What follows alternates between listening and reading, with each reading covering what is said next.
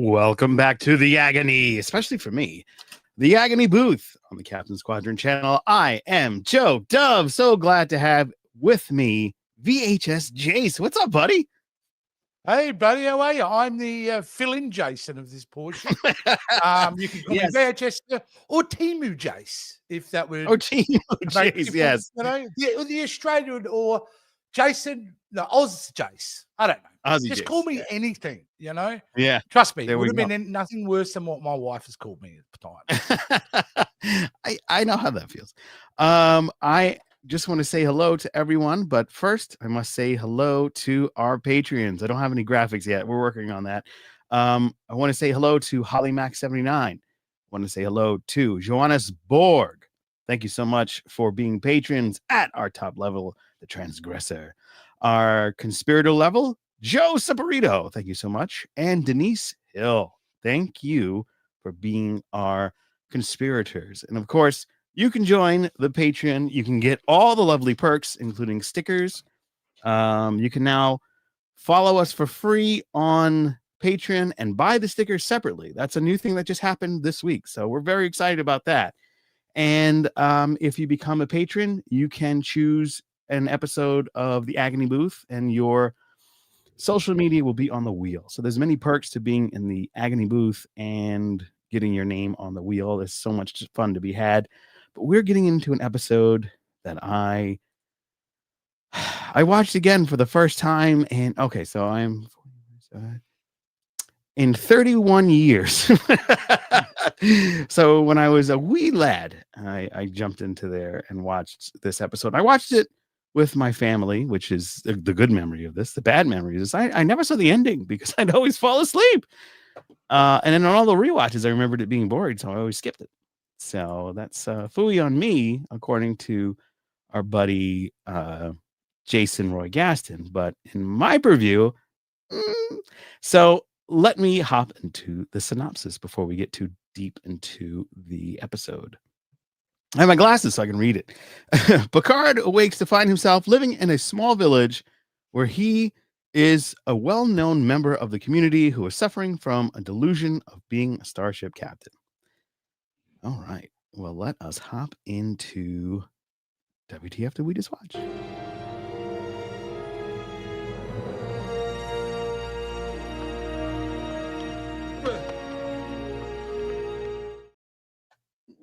You know, I still, every time that comes up, I still get a kick out. I made all these clips and all the graphics that everyone sees, but I make them so long ago because I've been away from the show for a while. I'll forget what I've done. Oh, so I'm like enjoying it like for the first time in a while again. Oh man! All right, well, WTF did we just watch, Jace? We watched what I think is a fantastic episode of Star Trek: The Next Generation. I have always liked this episode, Joe. Even when I was younger, I enjoyed it. There's something quite profound to me about this episode. The idea of living two lives in such a short time and the legacy of having to live with that. Seeing Picard kind of behave as he has to adapt to a brand new life, which I thought was wonderful. We get to see a more loving, caring father. I really dug it. There's not much pew pew, and there's not much, warp speed stuff going on. You know, when they do cut back to the ship, it's pretty rudimentary kind of setup. But I don't know. I can't even define it specifically what hits me so hard about it. But yeah, this is an episode that I love a lot. Wow. So what's your problem, Joe? What's my problem? I'll tell you my problem, brother. No. For me, this is a kidnapping story. And I'm not a fan of kidnapping. This is also a play on this is also a play on the Superman story. You have a warning from the smartest and brightest minds, and nobody listens. And everybody, so it's something that I've seen before, and I think Ray Bradbury did it better because I don't need a lot of pew-pews to have a great story. My favorite stories were from the Twilight Zone, where the world ends and this guy was annoyed by I don't know them episodes like off the top of my brain, but when you go back and look at the Twilight episode, I think it's Through the World's End or something like that. The guy just wants to be alone the whole episode, and everybody dies. The world's over, and he can just sit and read books, and he was so happy. And oh yeah, that episode. Yeah, you know what I'm talking about. He breaks his glasses, and he breaks his glasses, and it's like, that sucks. This episode is, hey, we're this advanced society to a point. We can't get away. We can't really do anything. So what do we do? We got a looming environmental disaster coming. Just like our planet right now, just like Krypton. You see the parallels. So instead of trying to have a legacy that just kind of projects, hey, we were this planet, and kind of like we did. We sent Voyager out in the 70s because I think President Carter knew we're going to die. So he sent Voyager out with a disc that basically told the story of America and the world as a whole. And Voyager is actually going through our solar system into a void that we have no idea what's on the other side, and slowly transmitting, and it's still out there. With that? It's pointing to a comment that you can't actually see, guys, but I can see it. So I'm pointing at it from our good friend, Mr. K. Wheeler. Right. He mentioned that episode, Burgess Meredith, the great Burgess Meredith was the guy. Yeah, all the time in the world. All the time in the world. Yes. Well, while we're there, we'll go back and we'll say hello to everybody. Hello, Crush Your Convo Pod. Hello, Random Cinema with Greg and Jace. Jace is spelled wrong. My Figure Universe, my good friend. It's Jase, not CE. Holly Mack, woo! Good to see you. Kay Wheeler, hello. And Leticia, hello. OUM, I feel like I just hung out with you. I don't know. We'll get into the comments deeper a little bit later. But so that's look. I hear what you're saying. Yeah. I know you're trying to compare it derivatively, but Joe, like the problem with that argument is there are only ever really 7 stories anyway. No matter what you do these days, it's derivative. Okay. Because there's been somebody else who's had an idea, adapted it, things like that. So it's kind of redundant, I think, argument for that. For me, it's more like, what does this deliver? And I think you're getting into interesting points about like what's actually going on in this plot. I don't know. Is it the domestication of Picard that bothers you the most? No. Is it the fact that there's nothing happening in that storyline for you? I'm trying to probably it's like get to the source of what your issue is with it. Everybody leans on it as, oh my God, it's so great because Picard got to live his life. Picard did not get to live his life. He was stolen, cloned, and perceived lived the life of someone else. So he was kidnapped, kind of like Wonder Woman 84. He was kidnapped. We were kidnapped, and he's put in some other world, and he's got to kind of live with the burden of this entire species. And so you've got an issue with it being problematic. Yes. I kind of like you didn't like a lot of Strange New Worlds because they leaned heavily on other sources because, as you said, Discovery would be a bit more fair because I'm not against identity politics at all, but that was overload. The focus of Discovery for me was way too much on that. Well, I thought that was always just part of the organic part of Star Trek rather than making it the front facing. That was my issue with things like that. I could see why you may be offended at that concept. Like that is problematic to you. And certainly you don't feel that. So for me, I probably don't see it through that lens because honestly, I could never watch a horror film again. I could never watch an episode where someone gets hit by a car. I wouldn't be able to watch television because in real life, what I find offensive or problematic is, on TV, there's lots of things. If it happened in real life, I'd be going, this is horrible. Someone call the police. Right. But it's not just the kidnapping. It's like, if you're going to, as I was saying earlier, we sent out a beacon of explanation of who we are into the ultimate universe in the hopes that something does pick it up one day and go, this is what humans were, and for the species to have the capability to just have that little probe, which I saw the little Easter egg. It was the necklace and somebody was wearing, I think, but for them to only put it to one person, I thought was really random and really weak. Right. Okay, now you're getting into the flaws of the plot. Now, I would agree that seems odd, right? Why wouldn't you imprint all your citizens onto everyone in that crew to give a more full-rounded, honest perspective of that culture? That's a plot point, and that's Mhm. something. Yeah, I could see why that's kind of an issue. But Mhm. so yeah, logic kind of Well, is a out the weird window. part of it. Right. Yeah, but I don't know. I forgive it because it's. Oh, Patrick Stewart is amazing in this episode. Patrick Stewart's amazing in everything. He's a Shakespearean No, actor. but I'm not in here, yeah, but he's wonderful in this particular episode, playing what he has to play, the way he handles coming out of it. I guess there's an element of sadness because in a way he's living the life that in the back of his mind he kind of wanted. But Mhm. he sacrificed himself for Starfleet's career. Here he got to live out the alternative of that, where he Mhm. didn't sacrifice himself for the Federation. He lives a normal life. Mhm. And I don't know, I just think it was a beautiful story done well. I like the I just love coming back in it 3, 5, 20 years later each time.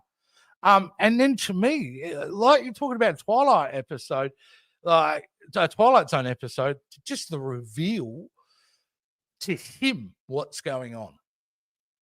And then he has to deal with that. Right. It's more trauma for Like, him. It's a kidnapped victim dealing with the trauma of being kidnapped from the Borg. And now yeah. we're doing a whole nother trauma. It's like, I know. we did No this one already. from Like, Starfleet go. So no, in First Contact, well, they don't really want a captain that was once influenced by the with the Borg. Borg. Yeah. This dude has got way more trauma than just the Borg, guys. He lived a It's whole kind of, life somewhere else, and he played the flute. It was super oh, that weird. Like, flute was super annoying. That was another thing that I was so ready to throw my remote. I was like, "Ugh!" Because I grew up in a town where like the budget for the band was kind of low, and luckily I got the trombone to play, but everybody else had the flute, and oh, they could not play it. I love the flute from your guys' Men at Work. That apparently has something to do with an Australian national anthem or something like that. yeah, It's a big deal down there. yeah. I'd rather hear that a million times than the flute on this one, man. Oh, that bothered me so much. It was just like painful. It's almost like nails on In a the chalkboard. editing bay, I may have cut that scene a couple of seconds earlier. I will Yeah. agree with you with that. Oh, over it. Over that. Yeah, It but drives me nuts. here's another thing about I think the episode works so well. It's because But I think it also points out the big flaw on the Enterprise D with its crew. Mhm. And when I was watching the episode, it occurred to me, they really, fall apart pretty quickly without Picard. Yeah. Like they all go into panic mode. Now that's a pretty serious situation. But the fact they won't listen to each other, which almost cost him His like life. they break the tether, right? Almost Yeah. cost him his life. Yeah. Was a kind of a glaring indictment on a couple of those characters in that particular episode. So Ugh. it's there you go. Yeah. But no, I mean, I'm emotionally connected to this episode. I think it's a beautiful episode. I I think it's one of the strongest of that season. I thought for sure that I would have a new perspective on it now that I'm in my mid 40s. I was like, maybe I was too harsh on it because I was reading so many wonderful things about it. I was like, wow, people really like this episode. And people were even like, are you serious? Agony Booth, this? And I'm like, no, it's not range bait. There you go. I don't like this episode. And then Yeah. a good buddy of ours, Sean Farrick, was like, yeah, I think it's overrated too. And I was like, yeah. So there's that. Doesn't mean he's right. I don't care how many people follow him. Doesn't mean he's right. Yeah. And I think that, this whole traumatic, and a lot of people are saying in the comments, it's over and over again because they copy and paste in DS9, and it's like a go-to thing that's been going on before Star Trek. And it's almost like a Doctor Who episode that they probably could have.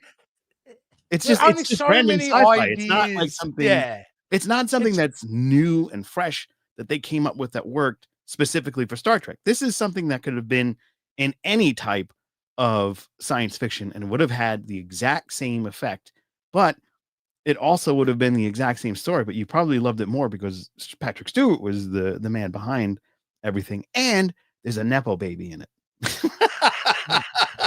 His own son. I mean, that's kind of cool that he played alongside his own son, and his son played his son, if that makes sense. Yeah.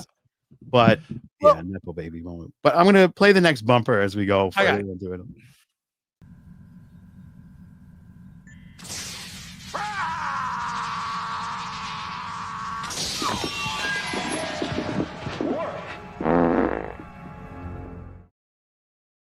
Do you remember doing that one? I do remember that. You remember that one? Yeah. The timing on the fart was perfect, by the way. Yeah, you were gonna say something? Go ahead. Well, I think it was a perfect thing. What did they do wrong? Which is, I think, which a lot of people's criticism, because they would say this is just one of those cheap episodes. This is a filler episode. It is. Mm-hmm. Doesn't mean it's bad, right? Some of the so. great episodes of Star Trek have been very modest. Exhibit A being Measure of a Man is a fantastic episode, which is just set in a couple of rooms on the Enterprise. It's brilliant. It's brilliant because you're dealing with a little bit more bigger in scope, but I mean, this is definitely a budgetary episode. Yeah. It's season 5, episode 25. Right. This is wrap it up. Very freaking late before the end of the season. So, yeah, but again, I don't see a lot wrong with it. People who don't like this could come up with plenty of reasons why what they think they did wrong, but it's executed technically great. I mean, there's nothing wrong with any of that side of it. So you can't really complain about, I had bad lighting. Oh, who the hell was the director on this? Yeah, I'm not going on that. None of that. Really I can't even say the writing was bad. It's just not my cup of tea to see in Star Trek when it's a new life and new civilizations. Yes, we see this civilization, extinct civilization, but it's still set up on a kidnapping thing that really doesn't help their perspective. Let's say, Picard's got a bad ticker, right? Mm-hmm. 20 minutes in, they don't do this thing right. He's toast. Now nobody knows your civilization. Like, it's just a poor setup to me. Yeah, I mean, you can look at it like that, Joe. It's kind of like, and like you said, it's problematic. It's kind of weird and all that. Mm-hmm. But again, I don't have a problem with the idea of them landing on a planet, and instead of, it's an investigative science-based things. These things happen out in space. They just happen to be there for whatever reason. Their perspective was that was an appropriate thing to do. Because it's clear those aliens are not malicious in any way. Right. So them tethering to Picard from their perspective is actually not a bad thing at all. They're just trying to get their message out there. What was their message? They want people to remember the civilization, that they existed. That was their message? That's it? Well, I mean, they wanted a record of their civilization. I was hoping when I watched this again. I mean, no. Hold on. When they were getting into this, hey, our planet's screwed. I thought it was listen to the scientists because your planet could be screwed too, and that was going to be the message. But no, that wasn't the message. It should have been. It's a byproduct of it, right? It should be a warning to other civilizations. Yeah, that should have been, like Chris said, terrible for climate change. And it's bureaucracy, not climate change that kills them. It's bureaucracy because. Like they said, they knew the results a couple of years before, but they wanted to keep it quiet, which then cost any research and development in that 2 years of what could have been done, potentially kind of save them as a civilization. Yep. So it is an indictment again on bureaucracy, which is everyone should always be a fan of that. Because bureaucracy sucks on any level. But nevertheless, did the aliens make the right choice in how to convey the history of their civilization? No, they did not. They did not make the moral choice from our perspective. But from their perspective, they did the right thing. But for me, if you set that aside, Picard's journey for this episode is what I value the most. I think it was a masterclass performance by him in this episode. I love the journey. I felt there was genuine depth and complexity built even more so for Picard, who's already chock full of complexity. That was an extra layer then, and I liked it. So, yeah, I don't know what to say, Joe, except you're wrong. I am not wrong. I have an opinion. You have an opinion. My opinion is wrong. Is not wrong. You can't be wrong with opinion. It's a fact that not only was the execution of this great acting. He got old. He watched his wife die. We got to see a day in the life of everybody's day in their life. We're dealing with the climate change that's about to kill the planet. We're watching our loved ones die, and there's nothing we can really do about it. We have to deal with that trauma of everyday life. I don't want to see my captain that I'm going to hear and escape into a world where I can go and be anywhere and dematerialize and rematerialize and do some cool epic stuff and enjoy it. And instead, I'm now watching it with a pull off of a layer that's like, oh God, especially after dealing with loss myself. It's like, oh God, watching this play out is just a painful reflection of and I can understand everyday that, life that I'm dealing with. And I don't want to go and watch my sci-fi to tell me, hey, look, this is how terrible your life could be. It's like, oh no, mine's actually worse. As someone who's been in the exact same scenario, Joe, that's I know, part of it, because you can turn on television at any point, watch a commercial, see something on there, and a lot of things trigger you. So it probably, for the review, with all due respect, you probably would.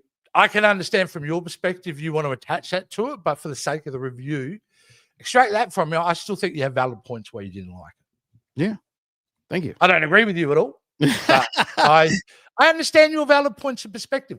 Also, Joe, I think it's fair to say you're a pew spaceships guy. That's not being unfair. No, it's not being unfair. Show. I don't. And you do see some sort of action in your episodes, because most of the time, if you were watching this as a kid for the first time, you are hoping beyond hope when it starts. It's an action episode. Yeah. No slow talking episode. Right. You know, I first watched it as a kid, I didn't like any of the Klingon stuff. Oh wow. There was the Klingon ones but though they were Klingon, were a lot talkier than you would expect. Yeah, a lot talkier, and that's why I didn't like them when I first saw them as a kid. But yeah, I was kind of changed, you know. Yeah, well, because I mean, you're dealing with the Klingon home world, and you're seeing perspectives from there that you didn't normally see.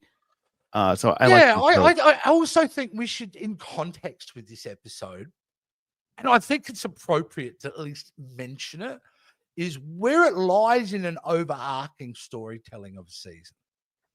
So, for reasons, right? Mm-hmm. This wouldn't be an opening episode of a season. No. You wouldn't make this episode 1 of season 5. And you wouldn't make it episode 26 of this season. Mm-hmm. But it is a great episode 25, the primer before the last episode of the season. Yeah, what is that Star called? Trek was a 2-parter. So pulmonary, like the Pleminute. It was like the prelude to the final episode. Penultimate. There you go. Penultimate episode. Yeah. And we get to deal with the fact, I think, you know, and which is echoed in the movies, more so in Generations, is that gaping part of Picard's heart where he never had a family. Mm.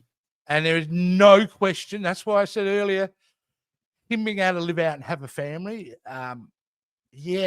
it's a pretty big deal for him, because, you know, look how he reacts in Generations when he finds out the loss of his nephew. Renee. Christopher. That's what it was. Yeah, it's been a while since they got burnt, right? They got burned to death, because it was always like when Dr. Soren goes, "Fire with time is a fire by which we all burn." He's kind of like, "You're a dick. How did you know that my family died in a fire?" You know what I mean? But they never really talk about that after, again, like in any of the movies or in the Picard season 1, 2, or 3. They never really talk about his family again. That's pretty interesting. Can I say I have a little bit of a sickness in my head, because, and I dare anyone to say this, I'm not going to be embarrassed about saying this, but straight away I'm thinking, how long did it take Picard before he started banging his wife? Banging. You know what I mean? Well, wow, yeah, because they had it a bunch of kids. And then they flash forward and they've had kids, so they're getting up some naughty time. But this is the thing, it's not Picard's stuff, it's him living through the other person, so he's got but from his perspective it's his reality, so but it's still not how long it took Picard to make the moves, man. That's all I want to know. Well, then if you're not Beverly, let's have a go, you know. yeah, that's it, the good old British go for it. The French, you know. French. Bravo. But I don't know, that's what I just want to know from a sick individual. Was there anyone else out there when they're watching the episode thought to themselves, when did they start doing it? Or was it just me? For me, I'm sick. This answer. I'd love to know if you thought any of that. For me, another thing about this one was it was like, did you ever see that movie Strange Days? Of course, Strange Days. Catherine Bigelow. Ralph Fiennes. Catherine Bigelow directed Ralph Fiennes' movie. Amazing movie. I felt like about the millennium. Yeah, it was like you know that strange device that they put on their head and you can live within. Yeah, very Same cool. thing. Same thing all over again. It's like, yeah, we're playing a video game essentially. Picard got to be in an RPG. No. It's more like Picard being sucked into a movie, then, isn't it? Really, an interactive movie. Yeah, an interactive. Well, but it's still like just think of PlayStation 10 instead of you being able to control. It's a chip, or don't you have that fancy thing where you can go inside? Oh, yeah, I have the MetaQuest 3. Yeah, the MetaQuest. Yeah, maybe it's. I don't know any of these technologies. I can't afford them, so I don't play. Look, it doesn't matter. The only game you want to talk about when it comes to TNG is the game. Oh yeah, with the funnel, little spinning things. Yeah. But yeah, like I want to know what that felt like. That would be like, because they were all like oh, every time they would get a disc into it was like funnel. Didn't it like give him some type of like endorphin? Like hit the stuff. Yeah. But yeah, I mean that was my. It was very slow, very drawn out. I get it, but it just wasn't my thing. It'll never be my thing, and I'm always. I didn't mind pacing. I liked the pacing being slow because it allowed me time to think about things like when did they first start doing it. It worked for me. Yeah. I mean, everything's still based on the timeline of the character that Picard was in, so it's a very which was 100 years ago. Yeah. Was it? No, it's that. Well, was it? Was it 1,000 or 100? I think it was 1,000. It was a long ass time ago. Yeah. And it was amazing how this ancient alien species looked a lot like Greece. It's like, is that Greece? I always wanted to be in Greece, but but yeah, I know it's one of those things that like I pick up the pace. Let's have it. I would almost expect maybe they would do the cheesy like we're gonna end the planet and you're gonna experience that too, but they never really gave them that experience. They didn't go all the way. Budget, Joe. It's the budget. But that was one of the things. I also think it is one of those. It goes against the grain of what the expectations would be from an episode 2. I think it's a fair statement. You would probably think we would have got a more definitive showing of the extinction of the planet. But we don't really. Yeah. Or like we don't at all. Yeah. But like the final lead up, what was happening? What is there going to be die-offs? Is there massive? The only death we got was his buddy, and that was because he got old. So it was like, his buddy shows back up then. Yeah, and then that's like the reveal. Hey, guess what? This is a program. Okay, bye, buddy. It's like, great. They'll throw more trauma on me and send me back to my life where now I got. How did Picard not jump up and go, I effing you? Like you son of a banana. Exactly. It drove me nuts that this is like. I was right the whole time, you mofos. Like that never happened. Again, that's the beauty of it. Is Picard is not angry because he wanted it. He didn't reject it. He ended up embracing that life. He really wanted it. If you were stuck in 40 years in that, you kind of would embrace it. But it's only one person that's getting it. So the mission kind of failed because when Picard kills off in season 3, that whole universe goes away. And that's probably one of the other gripes that I got a little bit of a plot hole thing. They should have done a disc, pass it on. Some another planet will figure it out. Yes, let's go into redeeming features.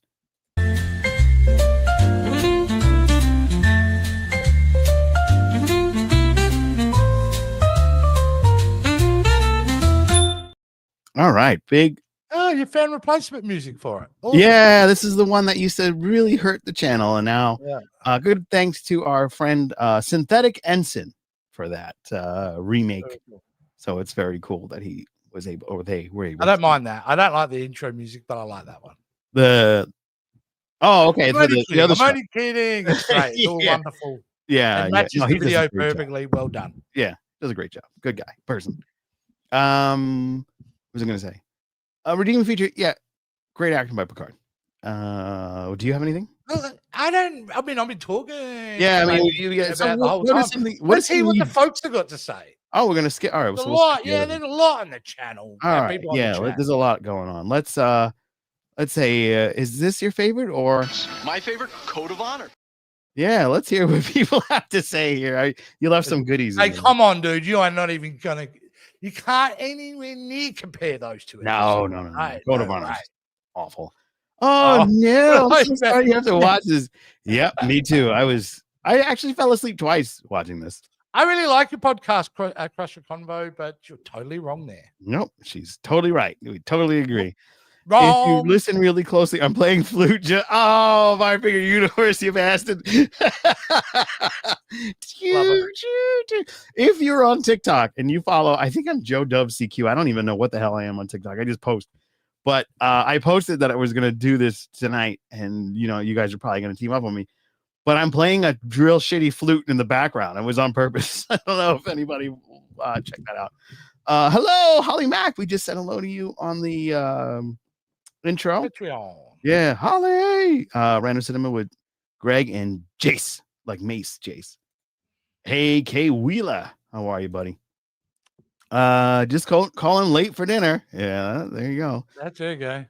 Want to watch a zombie movie? Yeah, I would. Now, probably. I think I've had my share for tonight. Thanks, Ken. Hey, Chris. Good to see you, my good buddy, Chris Garris. He just hung out with both members of the Delta Flyer Pod, aka the great the team of from Voyager, Harry Kim and Tom Paris. Oh, okay. Yeah, he just had a great interview with those guys, so that's pretty cool. Yeah, very cool. Check that out. Oh, Ken. Oh my. OUM saying hello. We just did on the To Be Seen channel. You can go check out our 1 week later or so more of Peacemaker. We just did that. Really cool. That's really cool. That was a lot of fun, actually. Yeah, that was a lot of fun. Yeah. I hope Joe likes it tonight. Nope. He didn't. I will never like this episode. Been bitching and moaning about it for the last the flute 30 minutes. That hurts my earlobes and all these things. I think he blindly hates this episode. It just comes too far to say he liked it. Nope, still didn't like it. Yeah, I'm thinking that too, my figure universe. No, still don't like it. Yo, what's Picard doing? Because it's nuts right now. There's got to be an interesting way to see what happens with this. I think that was in the beginning. Kidnapping is bad. You see, it is bad. I'm not denying it's bad, but Yeah. The inner light is to Joe as Greg Borob is to Rogue One. Wow, dude. You know what? I love Rogue One. He's never mentioned that to me before. This is the first time I'm reading it, and I'm offended. I legit love Rogue One. Rogue One was it was the best of the Disney movies. Yeah. Right? Absolutely. It was the best spin-off of it. Good enough that they made Andor season 1 and season 2, which is also incredible. So exactly. Greg, you couldn't be more wrong if you tried on that one. All right. So hey, there we go. I want to say hello to Karen McLeod. What's going on? Hi, Karen. Good to see you, friend. My mom used to tell me that no one would ever kidnap me because they would find out how much it cost to feed me and they would bring me back. Well, that's the thing about kidnapping Picard. That dude don't eat, man. You can tell. Maybe he drinks a lot of wine. But so he hadn't eaten for a while, but what he did eat was delicious, as he said. Yeah, that's true. Delicious. Yeah. Burgess Meredith. He was the Penguin too in the 50s Batman. Yeah, but But what is he most known for? Yeah, bum. He was yes, Mick Rocky. Mickey. Yeah. I love Rocky movies. My favorite's Rocky too. When he goes up, I've been fighting a lot of good people. I've beat up Spider Rico. He's a bum. You say they were all bums. Well, ain't they? It was so interesting, Rocky 2, how they go straight into the dangers of fame. It's really good. Anyway, we could do a whole I love Rocky. On Rocky. I love him. This episode is called Time at Last. It was a Twilight episode. Really good one. Yeah, we get into all that. That was what that was really great. All the reading of the books, breaking of the glasses, Burgess Meredith, all that good stuff.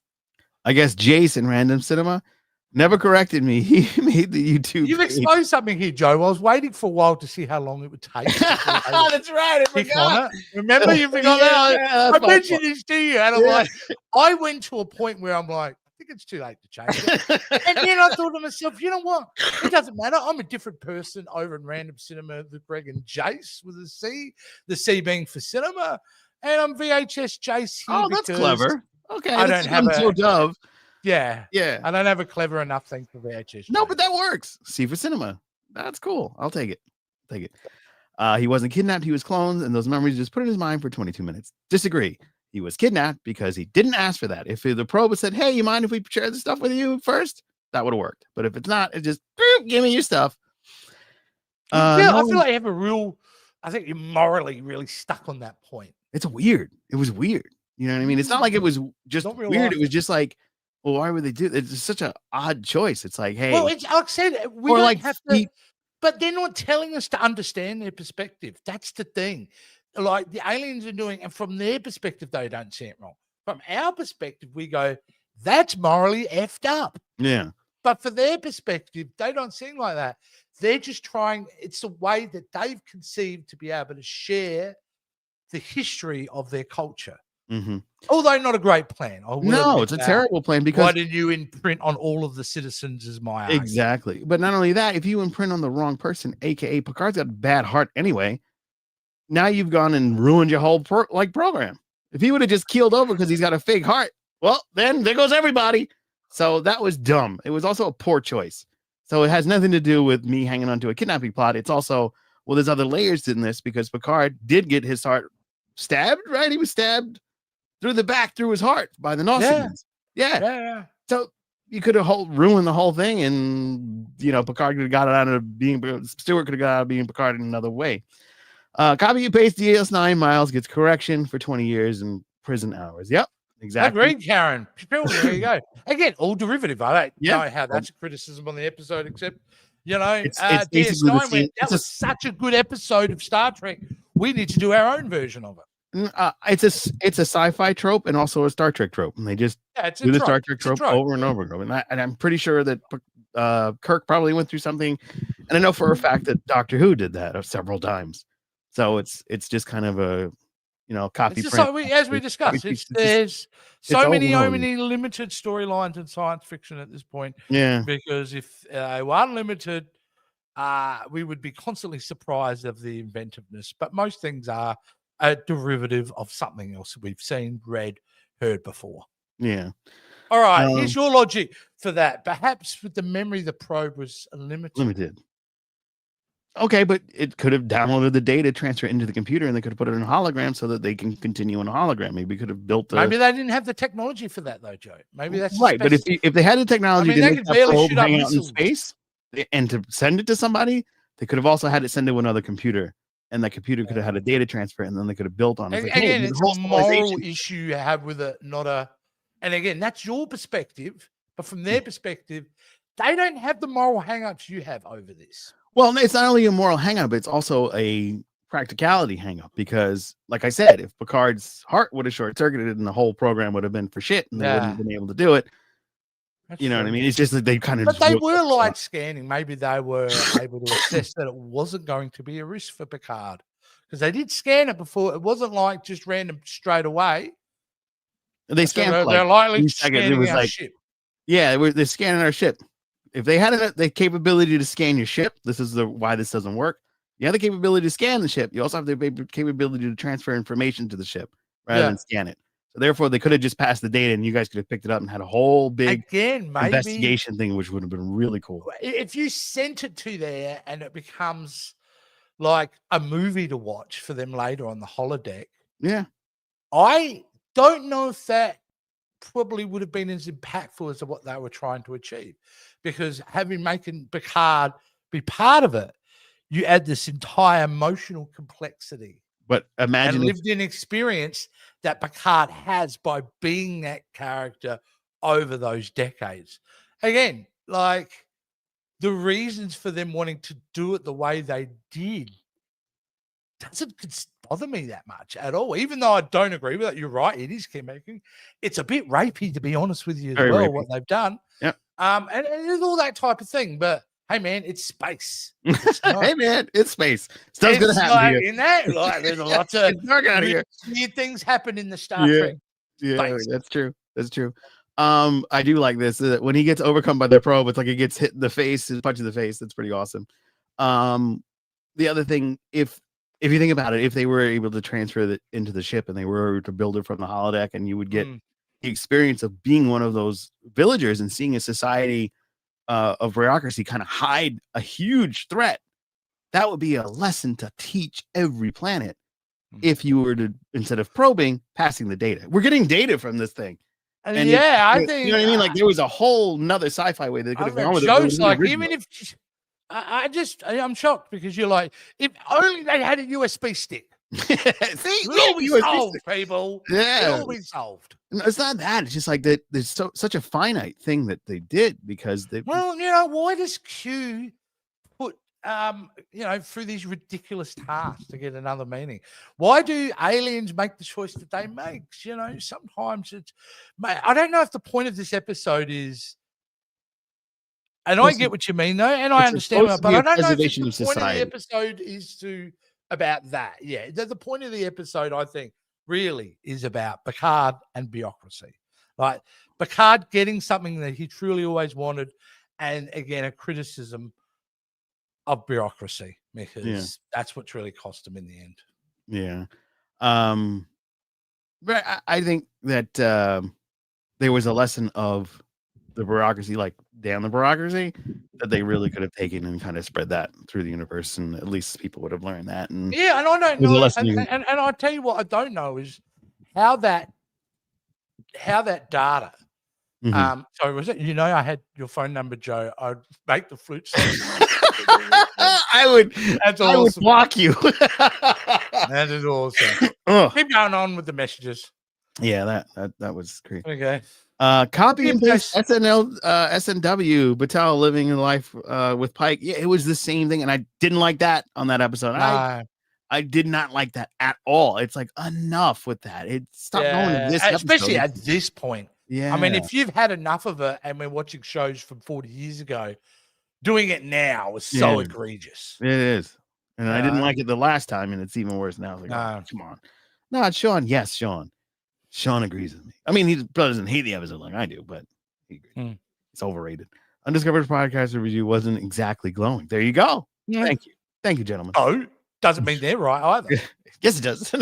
No, it doesn't. No, it's all opinion. Being overrated doesn't make it a bad episode. It just means that people put it on a higher pedestal than other episodes. It could easily be above it. See, I'm the person that says, man of logic here. I'm pretty sure my figure universe is part Vulcan. That's super. I would agree. But even Vulcans are wrong. They're pious and arrogant. Dare you? And sometimes they don't realize it for their own greater good. So, was it overrated? Yeah, I mean, are you really going to put this above Best of Both Worlds, which is the first time Picard got kidnapped and anally probed? Again, Best of Both Worlds Part 1 is awesome hour of television, one of the finest episodes of television I've ever seen. Better than this, right? Episode 2 of Best of Both Part 2, not so much. I really would have liked. Not so much. I think at the end of the day, I do agree with you. Best of Both Worlds Part 1 is better. I don't want to compare. I mean, well, no, I don't know why you should should directly compare those two episodes. Yeah, because what are we comparing them for? It's the greatest rated episodes of Star Trek. They're both 9.4. Okay. Oh, really? Yes. Wow. Now you have I forgive me for questioning why you even mentioned it now. But I actually did research before we did this. You did research, so I'm even more impressed now, Joe. I'm not just a pretty face, you, but no, but that's great. Yeah, like it both 9.4. Clearly, there's a passionate following for this. Yeah, clearly that's where the smart people go and rate it. It's the people that like to. I want to live another life. No, not me. I don't want to live a life that mirrors the life I'm living. I'm watching people die. Suck of this. Shatner had his kid in that. Did he have his kid in the movie too? I thought he had Karen McLeod. Look, it's Shatner. Most kids in movies are probably Shatner's kids. That's probably. There you go. Shatner had a movie. Yes. Thank you, my figure universe. Chris says, I didn't know that about Shatner. Yeah, Shatner liked to put Shatner in everything. He's shatting all over the place. Picard with four inner legs. Big guy. That's brilliant, Karen. That was brilliant. That's terrific, Karen. Fantastic. Bart. Chris says, it also reminds me of the episode, Enterprise episode where Archer and Hoshi are being made into the alien race. This is like, it is a Trek trope, and it comes from another sci-fi universe. This is not original, and everybody hangs on it like it is, and it's not. No, but it's not about it. The originality why people hang on it, Joe. It's because it's executed so well. Is it though? It's not because we're perceiving it as not derivative or original. It's just a really good episode. Season 5 is when TNG started Okay. reaching the best quality. You'll notice that the look of season 5 was better. If you go and watch season 1, you get the really like Vaseline on the lens, and then it clears up at season 5. So that's just something visually there. That's Yeah, they change it. they changed the way they shot it. I think it was. Yeah, which is great, which they need to. Yeah. Your opinion is what the word. Get out of here, my figure universe. This man, he really is. That's right, Joe. My opinion of Road Wrong is not wrong. Yeah, exactly, Greg. Yeah, Greg. What do you mean? My opinion of Rogue One is wrong. Even though I love Rogue One, but you've heard the one and only episode of Random Branch. Oh, that's funny. What's your favorite of TNG episode, and why is the Inner Light? Yeah, My Figure Universe. Why is your only episode of My Figure Universe's Inner Light? I think it hits people differently. Let's be fair. Yeah, like some episodes emotionally strike a chord with other people, while others don't. You know? Yeah, this didn't. And you never know what the emotional connection is to it, and because of the episode, there are many different things that could be triggering that. Mm-hmm. Maybe it's a lack of, Picard getting to live a second chance at a life that he never would have had. Maybe that triggers you to think about what you haven't done in life. Or again, there's a million different reasons why. Yeah, like for me, there's a trauma trigger because I've seen so many people in my family. Like there's only 4 people left in my family. Yeah, it's hard to go and watch the mundane. Oh yeah. When I'm literally living a life where everybody's passing away, and luckily I had 2 little kids. Yeah, like it's like when my wife when my mum died and my wife was watching Supernatural. Like, you know what I mean? She watched Supernatural and then we tried to watch it, and then you've got this whole emotion around that, because if you haven't seen Supernatural, there's a lot of death in that show. Oh. So, you get triggered from that kind of thing, Yeah, and I get that perspective. That's a real personal. Measure of a Man. That's my favorite Star Trek episode. I love that. I always mention it. Mm-hmm. And it is what strikes me about it was human rights, I think. Human rights. Actually, not human rights, validation. That's why it's my favorite episode. Because all in our own way, we are just like Data. We're just seeking validation. So Joe didn't agree with me clearly and kicked himself off the live stream. Welcome to Captain's Quadrant, where there's never been an episode that's actually been run correctly. I don't know what has gone on with him. Joe, where did you go? All right, let's just keep going down the chat. Where are we? Sorry about that. Here we go. I had to take care of, I'm just getting over a flu, and I had to take care of some things I didn't want to be on screen because I did have a rash that I took care of. And maybe a heads up. Yeah, that would have probably. I didn't know how to heads up. I was like, I gotta go do something. Maybe really quick. Something. Yeah, I'll figure it out. Hopefully that won't happen. Let's. Climate change is definitely a theme. They should have leaned on. Yeah, definitely. I mean, it's the 80s. Climate change is like today, Yeah, I completely understand. Especially if you had minds out by another alien race and they planted the memories of you get a long lost civilization. Isn't that Land of the Lost? I like the Inner Light more so than love the Inner Light. I did love at one point, but feel some of the other episodes of TNG are better. I've never said it was my favorite. I've told you my favorite. Yeah, my favorite is Best of Both Worlds, and that'll always be the best TNG episode. What? Even part 2? Even part. I love the 2 of them together are great. I would have liked to see if Patrick Stewart did want to leave. Such a kind of clean. Yeah, well, it's a very part 2 is like, let's just solve this issue. Yeah. I think it's never as satisfying as the setup of part 1. Yeah. Remember, Picard desired a family. As the Nexus showed us, this was another fulfillment of that. Yeah, agreed, Ken. Yeah, but it wasn't Picard's he's living through somebody else. Ken, your life gets changed. Now you're gonna live my life. Yeah. And you're gonna get my experiences, mostly shitty. So is that what life you want? You wanted to live experience life instead of being on a captain? Amazing. I mean, if you get your life, great. But to be in Australia with all those my life, cute little panda bears that you guys got. Keen, my life is so lovely. She's such a sweet lady. I would love that. Would be kind of cool. I still feel like Inner Light is essential Picard story episode. Yes, Inner Light and Best of Both Worlds are the same story. He gets kidnapped by another alien race, and he becomes part of it, and he gets sent back. They did this already. Anyway, what if Not a somebody matter of that they did it again, Joe. It's a matter of how well they did it this time. one was boring, one was exciting. There you go. What if someone has anaphastasia? Would it still work? Don't know that one. Oh, Sauron? yeah. Well, again, they would have scanned him. So they would have quickly known whether that would be an issue, I would assume. Yeah, when he like keel over, there's so many ways that the whole civilization thing would open. He's a great Do you know what happens? You know what happens when someone, unfortunately, is you void your bowels, right? Every living animal, you void your bowels when that time is to move on. Right. I wonder if Picard pooped himself on the floor of the. The whole time of the episode, everyone could smell it, but no one's going to say anything because he's the captain. Yeah, because he's the captain, and so you know what I mean. Like maybe that's what the smirk was at the end of the episode. Himself. Yeah, the smart when he turned around, smell it. Like, I dealt it. You smell it. Exactly. So, yeah. Jason's asking the real questions. Hey, look, I'm only human. We all do it, right? Like, so I'm curious to make sure my boy Picard's getting some. That's yeah, that's right. The shipping one. Yes. My forgetting is if I got to hang out with Ensign Robin Leffer, I would play the game. Yes. Something I'm missing there. No, from the episode, the game. Remember who it was? No, who was it?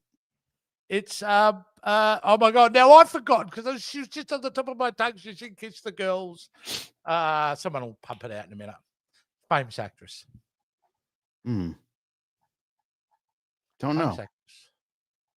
Move on. All right. I'm going to answer the question.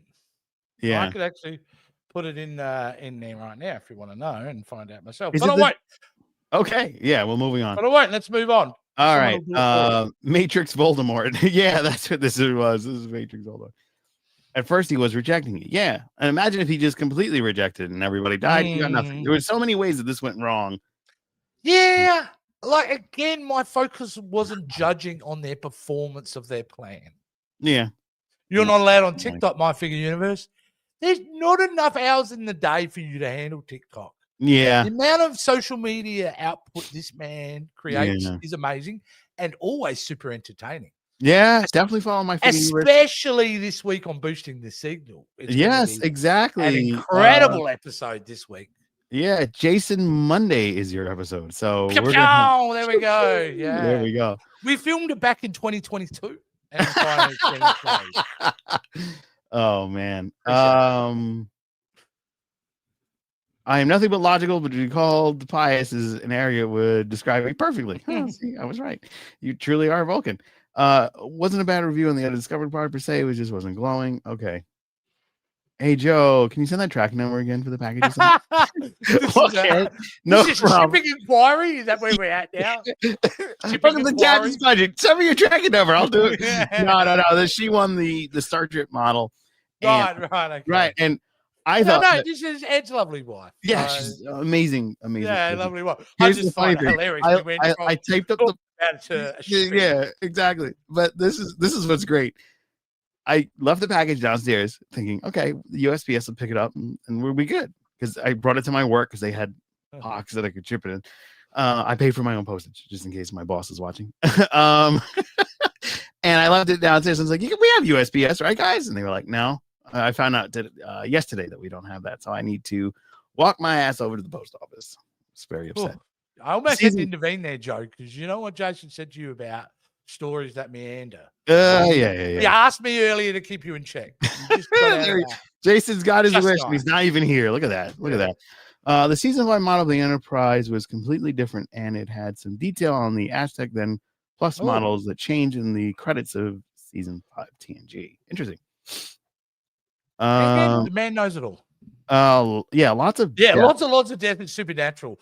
But Dean, he's just so fine. Dean is Jeffrey Dean Morgan? No, that's Jensen. Jeffrey Dean Morgan's the dad. Have you never watched Supernatural? I've seen the first season. Yeah. And I really dug it, but then I moved and we didn't have CW when I came over, so that kind of sucks. Yeah. If you ever decide, I've just started again on HBO Max. And it's on HBO Max. I can watch the whole thing. Yeah. If I've you been ever busy for decide, a while. That and Supernatural. Sorry, that and Smallville, and I'm into almost finished season 4 now into 5. Either way, that's been amazing. like if you ever Skip decide to watch Bugs. Supernatural, skip Bugs. If you ever decide to watch TNG, skip this one. The My Figure Universe, totally agree. Skip the Supernatural episode, Bugs, and totally agree. Skip Later Light. Thanks, Holly. Unless you guys decide to do an Agony both of other fandom episodes. Really? Is it that bad? Is it that bad? Holly, you have the Yes. opportunity to tell us what we, as a transgressor to Patreon, if you want us to watch Supernatural Bugs, we'll do it in a mishmash. Really? Yeah, that's the whole point. You have that. They have Is that power. it? Actually, sci-fi related. Supernatural's more horror. Supernatural is still sci-fi. It's on the thing. That's what I would say. Drawing a long bow. Ashley Judd. Damn it. Oh wow, yeah, My Figure Thank Universe. you, Greg.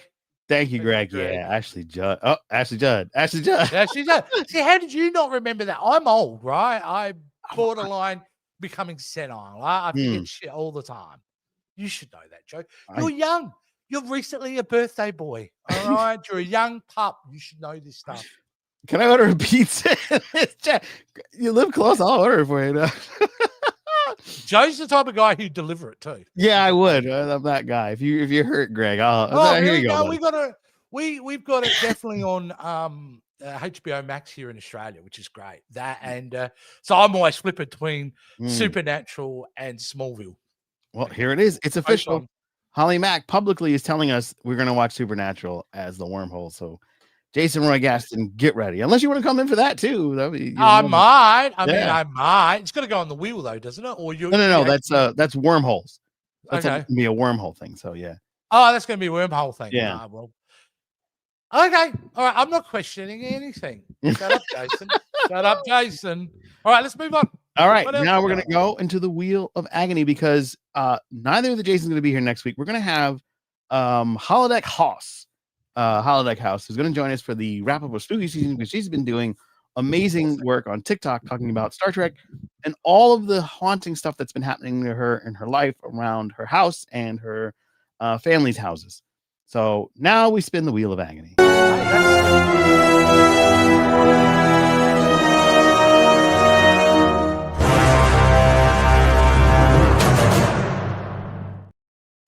I think you were saying something. I was going like that because that's your connective tissue between Supernatural and Star Trek now is your guest next week. Yes, there it is. Doing spooky stuff. Everything works. You should have put it together earlier, Joe. You should have figured that out, even though you didn't know we were going to talk about Supernatural. Yeah, I had no idea. My Wheel of Agony. Oh, yes, look at it. It's been added with a couple of bad kind of cutouts by the looks of it. Looks like. Yeah, I mean, Space Daddy Wharf is still amazing. That's a really good one. Yeah, it looks nice. The edges are seamlessly adding in there. Well, I mean, Gowron's not bad. These two just look like ass. Gowron doesn't look bad. No, he looks good. Look, Gowron. Oh, with the white, like it hasn't even been selected correctly. No. There's none of that. There's none of the white. There's no white. Bruce's, because that was hard to get that image, but I wanted Bruce represented. All right, so we got to, of course, mention our Patreon episodes that are selected. Holly Mack's Hollow Pursuits. It's not her Hollow Pursuits, but Hollow Pursuits, the episode. And Joe Saporito's Magic to Make the Sanest Man Go Mad. I think that's a Star Trek Discovery episode. So we will see what we'll be watching next week. And of course, if it lands on Jason. What did you do to my wheel? Is this still wonky? Beautifully symmetrical at one point. Is it still wonky? It looks good to me. I mean, wonky as F, you sick. Oh man!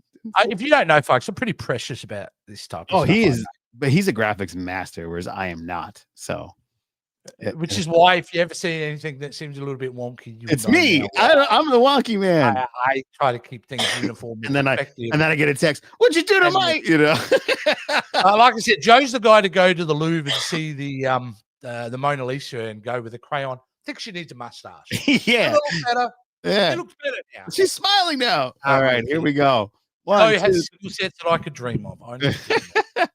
And boom. Fury.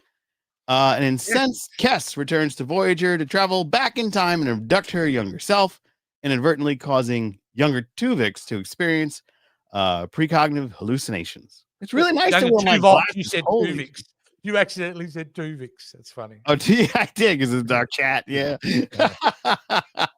Oh man. All right. Oh, Well, awesome. A Voyager episode. Very cool. yeah, there we go. And that one. So that's what Boom, you I even and got your that right. amazing guest will be Yes. doing next week. Is Yeah, that correct? that's correct. That's correct. So now I'll reach out to her Fantastic. and we'll get through that. Things have moved. Why do I feel awkwardly in the wrong spot? But that's okay. Some more. Oh yeah, aftermath. Hold on, let me pull that. Why is it National Garon Day? Why? Oh yeah, well he'll get into that. We were just talking about you. Everybody hates you. Congratulations. Just aftermath stuff. I love that Yeah. bumper too. I love that she says everybody hates you. And Yeah, the that's fact that I made that before Section 31. And now where I view it, it's like she's looking in the mirror at this point. Oh man, Oh, it's awful, isn't it? that's really oof. I have every episode of Supernatural memorized. If you have any questions, this guy is amazing. I Yeah. can't believe it. I have one of my favorite movies. Like every now and then I feel like I have a Smallville buddy because I don't know anyone else that watches Smallville at all. Yeah. And when kind of my figure universe, I kind of let him know, or he noticed I put something up. It's been great because there are moments, I can go to him and go, and I took his advice. He had the best advice ever for watching Smallville, and that is you watch an episode of Smallville, and then you go to Talkville and you watch the two guys, Lex and Soup talk about their episode. I gotta watch that thing. So you gotta so you can watch an episode and then hear them talk about it and things like that, which is really amazing. I wish Supernatural had the same thing, to be honest with her, and I'm pretty sure he would agree with that. Oh yeah. At my figure universe, same. Oh wow, so Holly Mack, this is gonna be right for you. This cool. Great. I think I'm gonna start. Maybe I need to start a Supernatural podcast. Maybe. I mean, there's nobody doing it. I'm sure you get a lot of love. I'm sure there is thousands of these podcasts. Yeah, exactly. So he's gonna answer this, right? Yep. He says it's National Garon Day because he had a giveaway. Oh, he's got a giveaway. There we go. Yeah, he's gonna give away his Garon. Let everyone know it's National Garon Day. There we go. I still have go to my universe's page to find out more. Yeah, I still have my Garon somewhere, but I need to clean my area. One of my mom's early gifts. Have a little bit of Garon in there. Yeah. Oh yeah, we can talk small time anytime you want. Oh my goodness. Yeah. Time to put the flute away this one time at band camp. Wouldn't it be awesome if he said that? But when he gets back and he's in that room, Picard hands him the box. Riker hands him the box. Yeah. He opens it up and just in his Picard way. Number one time at band camp. That would have been great. End the episode, credits. Then it's just credits. Yeah. So as a transgressor, we get to steer the show. Interesting. Yes, you get to steer the show in so many ways. If transgressor, you get to pick wormholes. You get to be a Wheel of Agony. You get a special hello from Jason and I. No, Jason, not Jason. Unless you want to hop in and say hi to people, I love that too. And how long as you pay me, I will. Well, that's the whole point of Patreon. Yeah, you get to do a lot of things with our show. It's kind of like you're steering the ship. HBO Max, yes, he has an Australian accent. HBO Max, yeah. Listen, I have to hear you Yanks with your weird accents. For 3 years, your loud arrogance every week. All right, like you can put up with a bit of Aussie. Yeah, there we go. I love that Discovery episode. There are no good Discovery episodes. Oh, wow. Season 4 and 5, I like them teasing. I love all of Discoveries. I was there for it. Season 1 only sucks. Which is the one? Season 2 has its moments. The burn Season was the 3 one that kind of like fizzled out at the end. That burn thing was kind of annoying, but everything else. 4 and 5. You know, again, 5 was amazing. And I will die by this because I know people will take this the wrong way, but I just don't care. There was too much of a focus on those early scenes, making that show all about identity politics rather than focus on the really interesting. And they made her unlikable. They made Michael Burnham someone we should be rooting for her. In the beginning, they kind of did, but at the end, I loved her. When she became a captain in season 4, in my mind, she really shone. And it is not a disparaging thing about the actress. I think the actress is wonderful, and good luck to her on a new role in that Blue Blood spinoff, which our friend Damon's in. Which is like, fantastic as an actress, but I just don't like the way they wrote Michael Burnham for a lot of the show. But I am, you know what?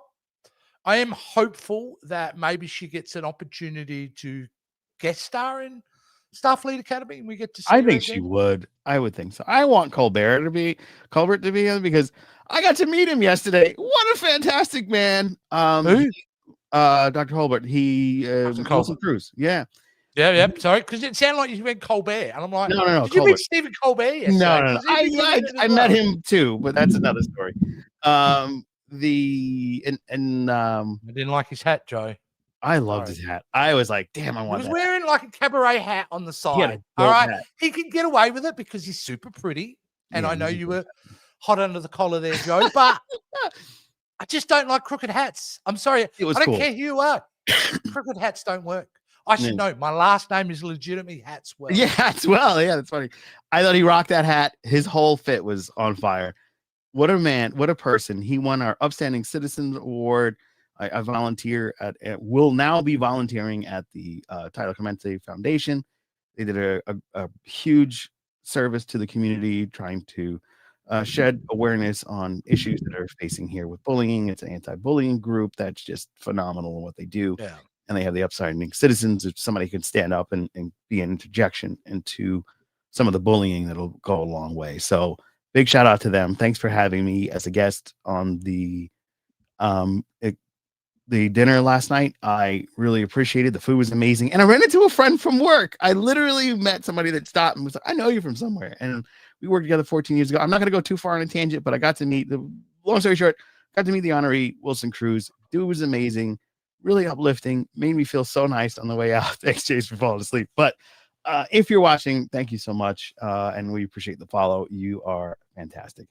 They screwed him over on Discovery too. Yeah, he should have been in it longer. They screwed him over. They never gave that character It's Just Desserts. But when he was on the Trill Planet in the 5th season, and he got to play a totally different character than, oh man, he killed it. Such a great actor. I remember him. We're gonna go back again. But I love you so much. I said I love you so much. It's just so amazing. Oh, is there anything I could do for you? Let me lick your boots. Sir. No, I never said anything of that sort. I'm just saying it's certain people are just doing above and beyond their normal 9 to 5. You know me, John. I know. I'm in that anti-celebrity phase where I don't hate celebrities, but I'm now at the point where I go, so what? You're an actor. Yeah. Like, why am I idolizing you? You know, I've got a really great plumber who has got some stuff out of my drain pipes before. Now, that's a hero in my world. This guy is upstanding because he gets involved here locally and helps. I'm not questioning what he does. That's why he got there. And nothing to do with the fact that he was an actor. I'm fangirling because when you find out about what he did, and as I'm reading about him as a person, it's like, holy crap, what you're doing is just amazing and uplifting. He's doing great. He's doing great. Having a little bit of fun. You got to spend some time with him. That's amazing. Awesome. And I'm on Talkville, so we'll go back to the dude, I've heard you too. I can't remember which episode, but when I heard you on the episode, that was hilarious. Nice. He is my human computer. He knows so much, and that's Jessica. But does he pick up after himself, Jessica? That's the question. As somebody who's been married 25 plus years, that's all my wife asks for me. Have I delivered? She would say no. That's the thing about you. You're also cruel to yourself. Random cinema with Greg and Chase. Smallville equals Clark's Creek. Go to hell, Greg. I'd like to know if my figure universe is still here. Do you agree with that? Do you disagree with that? This is funny. That was a good, Chase. If you want to learn about the burn, read the Star Trek comic, the comic books, The Last Starship. All right, definitely. Thanks for the recommend, dude. There we go. Finishing up my rewatch of My So-Called Life, actually. Oh, okay. Well, there you go. There you go. That's where you answered your own question then, didn't you, really? Yeah. Yeah, he does. He does clean up after himself. Well done. Well done. What a guy. All right. Yeah. Figure out himself. Well, this has been a lot of fun. This is the best way to deal with the trauma of rewatching The Inner Light. Yeah. Well, So I thank you didn't. so much. Jace wanted me to make you cry to like, really insult the episode and your intelligence and make you cry over that specific fact. But I didn't achieve it. But, we're cruel. It's the name Jason Joe. I don't know why you work with either of us. Well, if anytime I should be feel that trusted. if you guys are being too much, I have my secret weapon.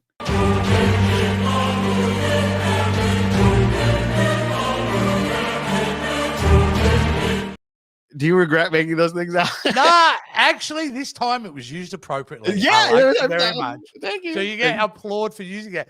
I reckon I made that like 2 years ago, didn't I? Yeah, that was early on in the show. Yeah, that was great early stuff. on. And I never took anything that you did out because it's so good, including some of the backgrounds for the ecstasy booth when we land on a great episode. Like we land on Hollow Pursuits, it's going to look totally different.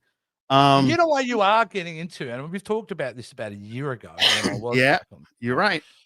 Is that we're now getting into territory where it's not definitively bad episodes on the Agony Booth because you've kind of done all them. Right. Code of Honor's been done. Have been Shades done of Grey and Shades of Candle fucking Yeah, exactly. So now we're getting into you're getting into episodes that, hey man, it's an opinion. You know? And this episode clearly is one of them. You have people who like it and are clearly very intelligent and smart and have good taste. And then you have people that don't like it who are also intelligent and they clearly know what they're talking about, like myself and Crusher Combo. So you have the best of both worlds. You get it? Best of both worlds. But it's a measure of a man. So anyway, Measure Man's a really great We're not good at puns. We should not do it anymore. Guys, thank you so much for listening. Thank you so much for watching. If you're listening to us on Spotify, please give us a rate, 5 if possible. If you're listening to us on some other app, and if they have a rating system, please do the same thing there. If you're watching us on YouTube, thank you so much. Please be sure to do those fun, wonderful things. Like, share, subscribe, and ring that bell when you subscribe so you can be alerted to all of the lives that are coming out and some of the clips that have been dropping, as you can see, with the little AI wonkiness that's been driving him absolutely mad, I'm sure. I knew it. I was like, would you send that message? It's like, I'm mad. I don't like what StreamYard's doing. Pull up your game, StreamYard. Your AI editing sucks. Yeah. Hopefully you know what doesn't suck, you, Joe? It was your birthday this week. It was. Anyone out there?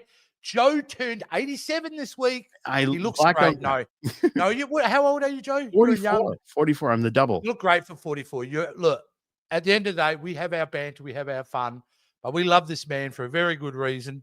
And if I look the right way, we love this man for a very good reason.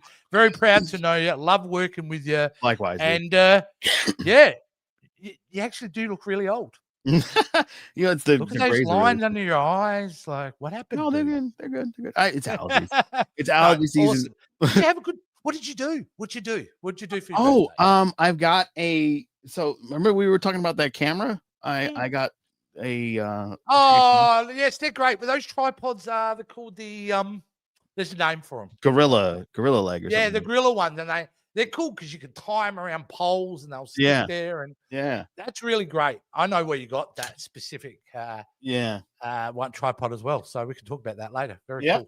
So I got that. I hung out with the kids, and I am getting my car washed tomorrow. So, 44. 44. Got my car wash. Yes. There you go. I haven't washed my car in like 2 months since August, so it's time. We don't wash cars here because we have magpies and kookaburras. Mate, did you just watch your car? All right, we'll make sure we got a delivery for you. Yeah. I was watching more about magpies. It's fascinating to me because, dude, I tell you, it's a legit thing. I have been attacked 3 times as a kid by magpies. Wow. This time of year, because they're mating season, they swoop. It's a legit thing, and they are terrifying. They will draw blood. Oof. Like, it's insane how vicious they are. Wow. And, when you live in Australia, you kind of forget it until the season kind of comes up. But if you're a foreigner, don't come here in August or September because you'll be running straight back to the airport within a day.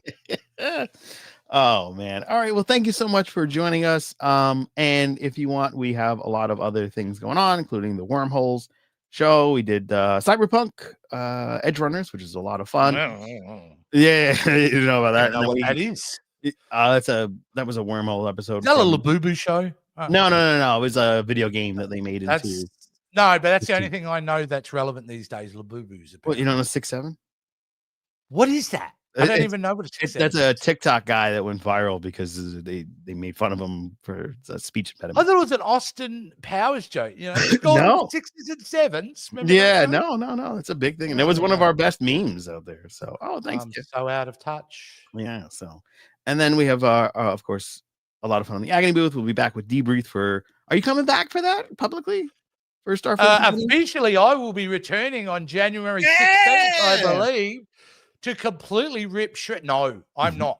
I promise everyone out there, I know it's Critical Strange New World Season 3, rightfully so. But I will go into this season completely open-minded. So, to this show, because it's a brand new show. It's not a season, it's a brand new show. I'm going to go in open-minded. All right.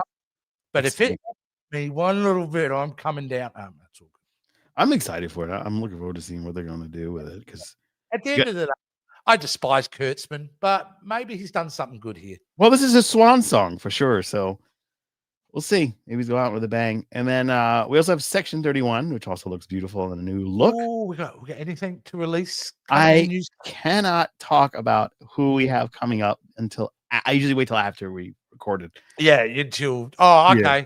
All right. So we did this one already. This is Nicholas Meyer. He was phenomenal. It was a lot of fun talking with him about his new book and a little bit of Star Trek. Yeah. You can check that out. And of course, we've spoken with JG Hertzler, which is another fantastic one. We spoke with Valkyris. We were her first podcast. Oh, okay. There we go. Yeah. Cool thing. She hasn't done one since, apparently. No. She's done another one. and then you can go back and watch our deep stuff with Neelix himself. You and I together were interviewed Neelix, which is that was amazing. A very fond moment, to be honest with you. To talk to we got to hang out in person, which I thought was amazing. And I told we kind of screwed up. Basically, I think we could have gone to dinner with the guy, but it just didn't work out. I think that was kind of on the plan, but we were too stupid. So, that was our fault. Yep. It's always our fault, Joe. Always. Yeah, always. All right. Well, cheers, everybody. And we love the audience. Yes. Cheers to being our fault, but we love the audience who don't mind watching us screw up every week. Yeah, it's usually minimal stuff. It's forgivable. Until next time, guys, take care. Have a great weekend. No.